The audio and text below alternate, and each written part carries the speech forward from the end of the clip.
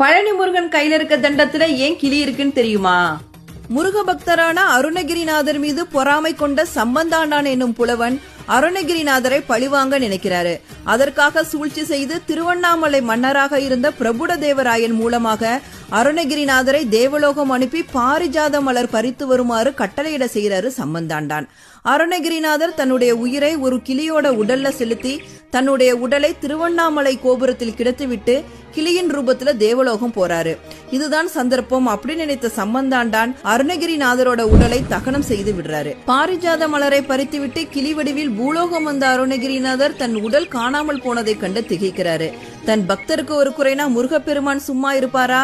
கிளி வடிவத்தில் இருந்த அருணகிரிநாதருக்கு காட்சி தந்து சாதாரண உடல் போனால் என்ன, வா உன்னை என் பக்கத்திலே வைத்துக் கொள்கிறேன் அப்படின்னு சொல்லிட்டு தன்னுடைய தண்டத்தில் கிளியை அமர்த்தி கொண்டார். இதன் பின்னரே பழனி முருகனின் தண்டத்தில் அருணகிரிநாதர் கிளி வடிவில் காட்சி தருகிறார்.